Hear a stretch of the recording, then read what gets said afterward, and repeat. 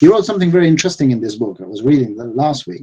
Is that when it comes to derivatives, he says that prominent investment house had to employ astrophysicists to run trading programs so complex that even the financiers couldn't begin to understand them. And this is something that me personally I have seen, I have witnessed, that people, people who are working in the finance industry for 20, 30 years, sometimes when you talk to them, they just don't make sense. They haven't understood how the product is actually working.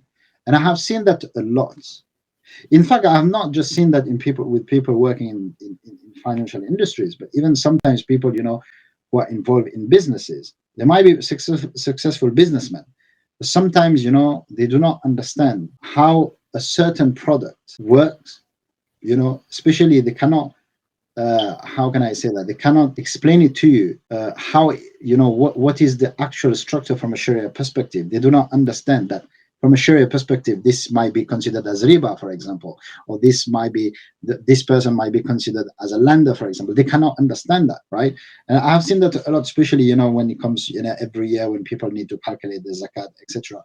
So when it comes to derivative, bottom line is that it is very, it's a very, how do you call it? Very complex financial product. That sometimes the information that are given are not enough, to truly understand what is going on.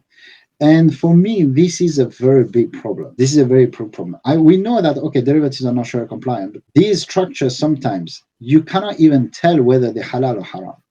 You cannot even tell whether they're halal or haram, because you don't even understand what's happening. And that in itself is a problem, even from a Sharia perspective.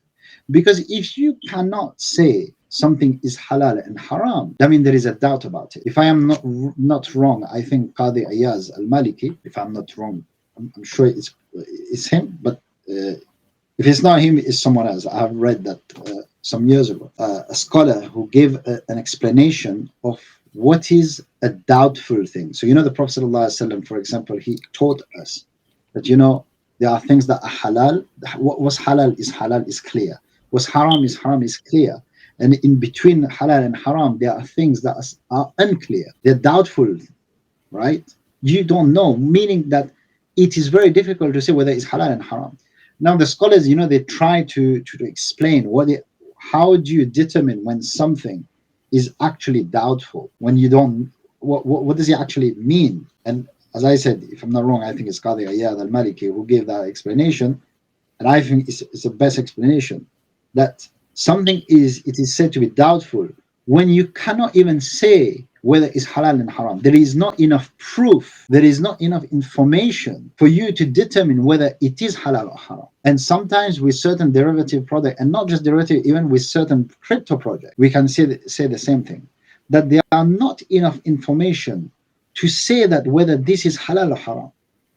And even then, if you cannot say something is halal or you cannot say something is haram, now people, it doesn't mean that because we cannot say it's haram, therefore, we can, we can automatically take it or invest our money. No, we have to stay away from it. We have to stay away from it.